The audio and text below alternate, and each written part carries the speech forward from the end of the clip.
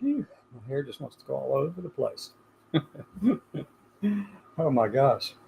It has definitely been a very interesting morning. Many of you actually watched this morning whenever I had my mom and sister out in the car in South Williamson, Kentucky, which is here in Pike County. Many of you were watching, and I do appreciate that. And it's very, very interesting. That's the first time that I've been able to get mom and my sister and all three of us amigas to get in to go out and just get out of the house for a minute. And it was good. It was good. I know it's difficult for mom. She has a hard time seeing clearly. Anyway, that was one of the reasons she wanted to go, is see if she could find some reading glasses, but nothing there is powerful enough for her to use. So I suggested that maybe we've got her headphones. We've got headphones and a little laptop that my sister Tammy, uh, got and sent here for her. So she likes listening to Bible verses and stuff like that, or did, and then Christian music and Southern Baptist type stuff. That's her background. But that's what she likes to do. And at 86, that's perfectly fine. She can do whatever she wants. If she doesn't want to listen to it, that's fine too. But anyway, so we did go out, and she uses a walker around the home. And I have to help her with the showers and stuff like that. And I know it's got to be tough on her to having me helping her with all those things. But I'm the oldest. She took care of us. I'm retired. My kids are out and on their own, and they're doing their thing in their lives, and got kids of their own, most of them, except for my youngest daughter, and they're just fine as they are. So got 8 grandkids and 4 kids and all that. So yeah, I'm kind of retired now. 66 years old. I can't believe it. I'd say that out loud, and it's like, really? There is no way. No way. It doesn't match. It doesn't match how I see myself at all. I see myself as this. Well, I know I'm older. So some of you may be interested to know why I had a picture like this. Let me see if I can pull up a scene. I want to pull up a picture. Not camera. I don't want to do a camera. I got that camera already. Okay. Now let me add another scene. Go over here. Just give me a second, because I've run the whole program here. And I'm going to go for an image. And I think I've got one here that I can pull up. This is the image I just posted to go along with today's program. I don't want anybody flying off the handle about stuff, because I'm going to tell you what it means. But I'm going to post it so you can see it first. So just get ready. If you're kind of weak-skinned, you might want to just be prepared, to step back and reconsider your life choices. Yeah, you probably ought to. Some people can't handle this, but I'm going to discuss it. I'm going to tell you why it's done this way. Why I did this. Hang on, I got to scroll down through all my different options. Oh, there it is. There it is. Okay. We're going to open it. So this was on the thumbnail. This was the image that was on the thumbnail I had just a minute ago that went out with this message. Processing the pic. Okay, so there we are. I hope everybody can see that. It's really weird. Well, not so weird. But over the past month, there's been a steady increase in Confederate apologists being all over the Twitter. Maybe they were there before. I just didn't see them. But I started seeing these things, and I know the algorithm works like that. But I started commenting on some of these things, and I've encouraged people to actually think about it. I know there are people who know a whole heck of a lot more than I do. And nearly every one of them who are worth their salt at all will tell you that it was over slavery. But we still have these apologists out here trying to make it something it was never about. They're saying, put it in context of the era that it all occurred in. And I said, look, all you have to do is read the darn Constitution. They were very explicit. And not only that, just listen to some of the exit speeches for the different senators and representatives from the South in the U.S. Congress and U.S. Senate when they left. They explicitly mentioned these things, that this was over the issue of the institution of slavery. And how anyone anyone could justify that as being valid ever. As I know that in the context of the era, I get it. I get that. I do. I sincerely get it. But this is the part I don't get. No human has a right to own another. Period. No matter what period of time you're in, no matter what is written in some biblical text or religious text somewhere, no matter what it is, I don't give a flying flip about it. You don't own another human being. And you don't own, if you're a man, you don't own your wives. You don't own your children. You are not the owner of these people. They are independent, free-thinking human beings, and you have no right to own them. And to defend that as being a states' rights issue is the absolute epitome of ignorance. Yeah, there I said it. I've watched this stuff on X. This person over on X is just saying all kinds of stuff about you. You need to put it into context. I said, read the Constitution, the CSA Constitution. 4 times slavery is mentioned, the institution of slavery. 4 times that it's a protected institution, that no laws or bills of attainder shall be made in to bring it down, weaken it, or do anything with it. None. It's protected. You can't even write a bill about it under the CSA, the Constitution. So let me tell you, to defend that, to find any rationale beyond the fact that they were owning another human being and they knew it was wrong, and don't tell me they didn't know it was wrong. They knew it was wrong, and they did it anyway. Jefferson knew it was wrong. He had slaves. Thomas Jefferson knew it was wrong. But you know why he didn't? Because he was weak and lily-livered. That's why. He didn't have the conviction of his heart. He didn't have the ability to stand up for what he knew was right. And he wrote this. He says, I know that this is wrong, that no man should own another human being. But you know why he didn't do anything about it? Because the rest of his friends in Virginia would not think so highly of him. He valued peer acceptance. And there was another reason. And he said this too. I fear, and this is me, just, what do you call it? Paraphrasing what he said. Okay, he said, and I fear that if we free them as we should, and we know that God would want us to free them, but that they would turn their guns on us. Yeah, he knew it was wrong. Thomas Jefferson, founder of the University of Virginia, where all of his papers are kept. And I've read about 55% of his personal letters and 95% of Alexander Hamilton's correspondence. These people out here, I don't understand this. You're trying to make it about something so that it makes you feel better to say that you own this in the context of that era. And that is so much bullshit. That is so much bullshit. They knew better. And how can I say it? Let me tell you something. Let me just show you something else here real quick. Let me go back to my scene. This one, actually. And I'm going to pull up another screen over here. I'm going to show you something. I'm going to my Ancestry account, okay? My Ancestry.com genetic data account. All right? Let me go to my tree. My family tree under Cassandra Williamson. And now we're going to go over here and search for Robert E. Lee. Edward Lee.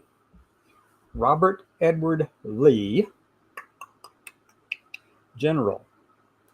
There. All right, now look. Let me go over and show you something. I'm going to share a screen for you. You ready? Now, don't you dare tell me this is about heritage or something like that. That is so much crap. You're defending slavery that they knew was wrong. Robert E. Lee knew it was wrong. But he was standing up for his state. All right, let me share a screen. Whew. Oh my God, I didn't even know I would get that fiery over something I was concerned about what I was going to talk about. Oh, okay. We got that right. All righty, folks. So this is my family tree with Robert E. Lee, General Robert E. Lee. And let me just pull up the profile and I can show you how we're related. Profile. Boom, boom. Give it a second. Look up here at the top, right in here. Second cousin 5 times removed. His other relatives and mine are also related. The families intermarried. The Williamson family from over there in Virginia and the Lee family and the Braxton families, they all were connected together and they were in power in Virginia and in the Continental Congress and in the different versions of the Continental Congress. Okay, we've been there. My family has been there. This is who I am. And I rebuke every bit of it. Except that he's family. He knew he was wrong, but yet he still defended it. Thomas Jefferson, I don't think is any relation. I haven't found any connection. Thomas Jefferson was just a weak-kneed, lily-livered piece of crap. He was smart, and he was president, third, but he didn't have the conviction of heart to be able to do what was right because he knew it was wrong. And the only reason he didn't, he was afraid of what his peers in Virginia would think of him. That, and the fact that he actually was enjoying his time with some of them. Need I go further? But anyway, so these people who are apologizing for this stuff, oh, you have got to be kidding me. Stop sharing. I'm going to go over here, but I'm back to my screen. All right. I am just appalled at that human beings of today would say something like that and say that. You have to consider the context of the era. And I know so much. I have been so deeply immersed in all of this stuff, Mr. Thompson, that may be the case, but you have let yourself be fooled. You may know a whole heck of a lot more about a lot of this stuff, but I can tell you the people that I know of. Let me see, like one of the senators from the Confederacy who lived in Texas, who actually lived, well, I think it was Wise County, Texas. I'm not exactly sure if it was Wise. Maybe not. Anyway, his last name was Oldham. Middle name was Williamson. It's S. Oldham Williamson. But he was a senator in the Confederate Congress, the Senate of the Confederacy. He wrote a biography in the 1890s where he said, all those apologists who are coming out here trying to make this about something other than slavery, just know they're just trying to pull the wool over your eyes. They're trying to fool you. It was about slavery. Many others knew that too, but by the time they had passed and didn't speak up against Jefferson Davis and his apologist tour, then the people who knew the truth were dying off. And then you started getting the United Daughters of the Confederacy or whatever it was that came through, and they started putting up monuments to all of their war heroes and daring the black community to do anything about it in the 1890s and early 1900s. That's when most of those things started popping up. Monuments to the Confederate dead, to the Confederate soldiers. They were traitors to the United States of America. Robert E. Lee, my second cousin, a traitor to the United States of America? Yes, absolutely.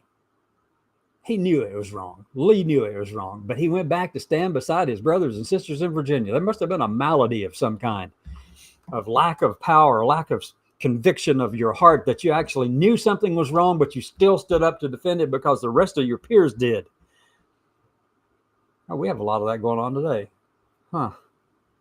Well, there's a message in that for sure.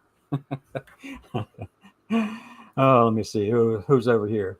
That's why we still have hate, bigotry, racism, anti-Semitism issues. Yes, exactly right. Exactly right. Absolutely right. But it just gets under my skin that all these people, let me tell you a little story. When I was living, I've been in Alabama quite a long time. I don't live there now. I'm taking care of family in Eastern Kentucky. But when I was there, I had a friend from, what was that county just to the west of Tuscaloosa County? Anyway, it was going out 82 out that way. Bibb County. Was that it? Bibb County? I don't know. Not entirely sure. But anyway, so no, it wasn't Bibb County. But anyway, you go that way, but you go out 82 towards Mississippi, and there's a county out there, and it's a little tiny community. And this person was the judge executive of that county, and his name was Woodward. And Tom and I got into all these conversations about the Confederacy and about our relationship to it, our connection to this, and family ties to all of these things. And he kept telling me that it was not about slavery. The moment I mentioned to him that he ought to read the Confederate Constitution, I never heard from that man again.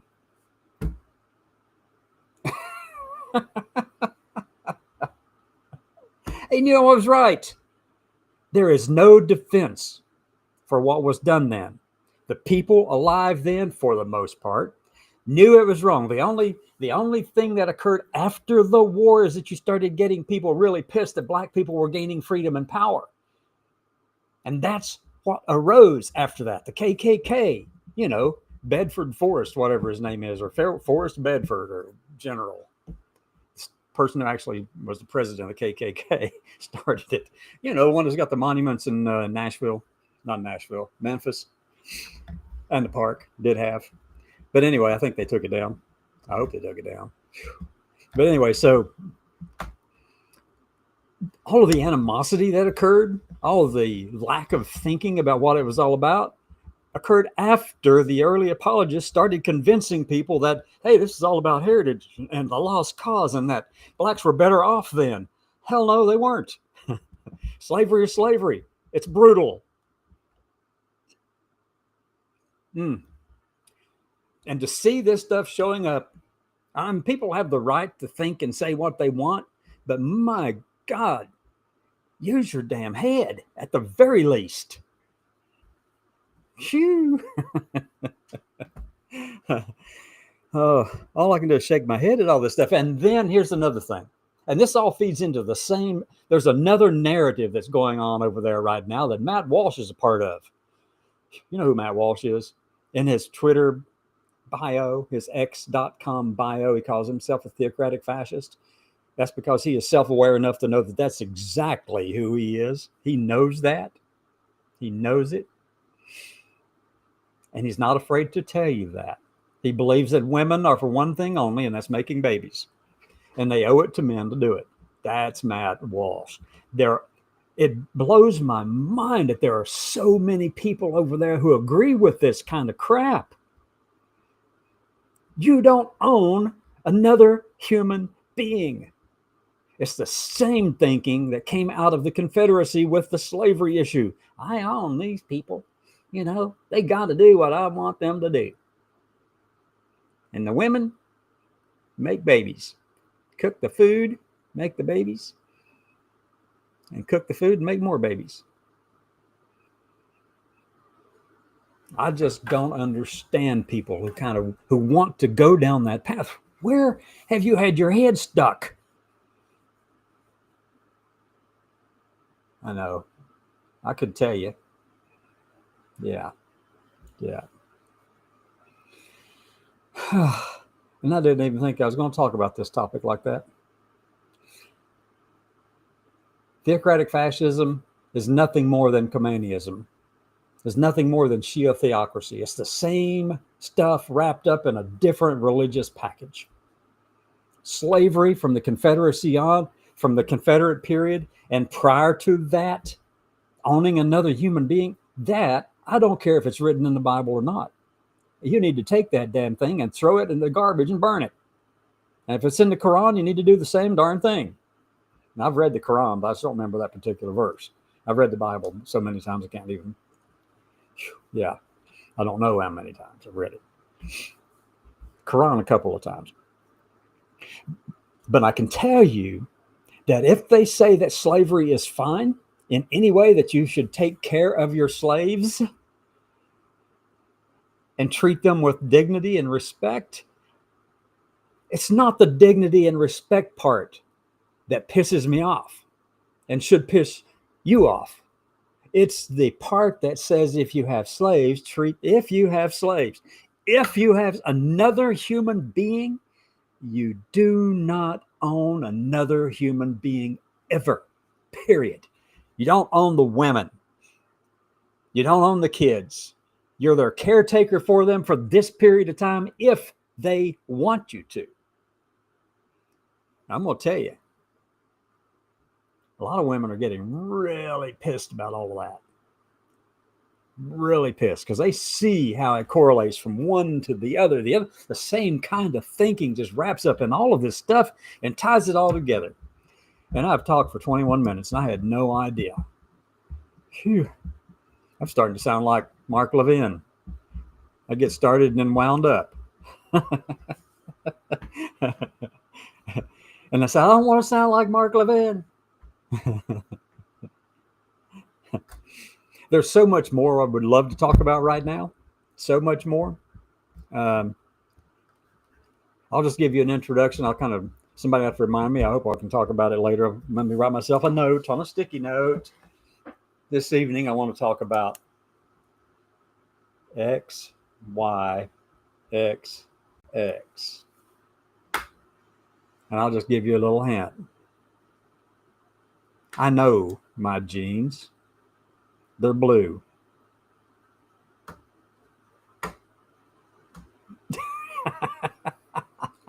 But everything on the outside is pink as can be. But you know that 100 years ago, that was backwards. 120 years ago, that was backwards. Blue was on the girls and pink was on the boys. And the boys wore, back 200 years ago, the boys wore high heels and wigs. Imagine that, huh? Yeah. How things change. How things that are culturally dependent change. And nothing is ever static. And things certainly are not binary. Phew. I can tell you that they are, for the most part, 99.5 or 0.4% roughly binary. Mostly as you get closer to that percentage point on the end, it starts slipping off. It's not a fine line demarcation. It doesn't just go click here, everything on this. No, it's a spread. So let's talk about XY and XX when you come back this evening at 6. If I can get over all this stuff on Twitter about Confederate Apologists. Oh my God, where'd they come from? Phew. Have a good one. Talk to you later.